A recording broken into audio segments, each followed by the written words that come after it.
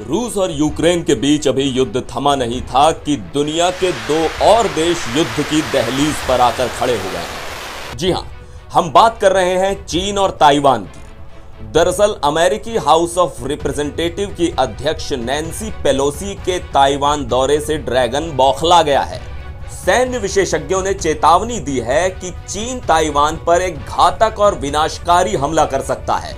विशेषज्ञों का मानना है कि हमला यूक्रेन पर रूस के हमले से भी बड़ा और भयानक होगा।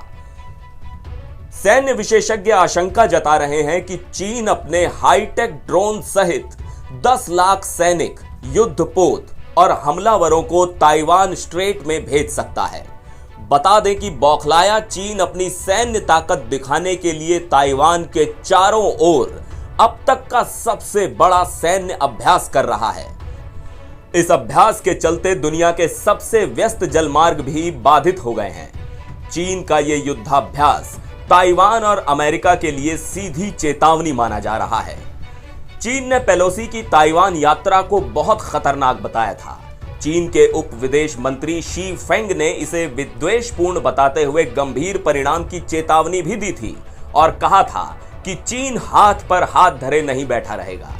गौरतलब है कि नैन्सी पेलोसी 25 साल में ताइवान की यात्रा करने वाली पहली अमेरिकी स्पीकर हैं। गुरुवार दोपहर को यह अभ्यास शुरू हुआ था, जिसमें लाइव फायरिंग भी शामिल है। चीन की सरकारी मीडिया ने इसकी जानकारी दी है। चीन ताइवान पर अपना दावा करता है और उसने जरूरत पड़ने पर बलपूर्वक इस पर कब्जा करने की कसम भी खाई है। इसी वजह से चीन और ताइवान के बीच संभावित युद्ध को लेकर गंभीर भविष्यवाणियां की जा रही हैं। इस बात की आशंका जताई जा रही है कि यूक्रेन पर रूस के हमले से चीन का हौसला बढ़ सकता है और वो ताइवान पर आक्रमण करने के लिए इस मौके का फायदा उठा सकता है। पूर्व व्हाइट हाउस सलाहकार डेविड ओचमानेक ने द सन ऑनलाइन को बताया कि ये तबाही इतनी बड़ी हो सकती है जो दुनिया ने 1951 में कोरियन विवाद के बाद से नहीं देखी होगी।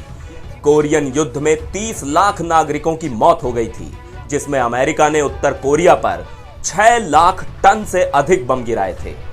ओबामा प्रशासन में पूर्व रक्षा विश्लेषक ओचमानेक ने कहा कि अगर चीन ताइवान के खिलाफ युद्ध शुरू करता है तो अमेरिका और उसके सहयोगियों के पास चीन को हराने के लिए सिर्फ कुछ दिन ही रहेंगे, न हफ्ते न महीने।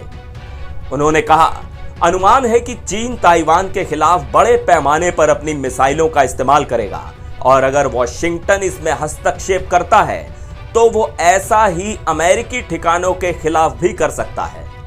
माना जा रहा है कि घातक ड्रोन इस युद्ध में सबसे प्रमुख हथियार साबित हो सकते हैं। एनबीटी ऑनलाइन की रिपोर्ट।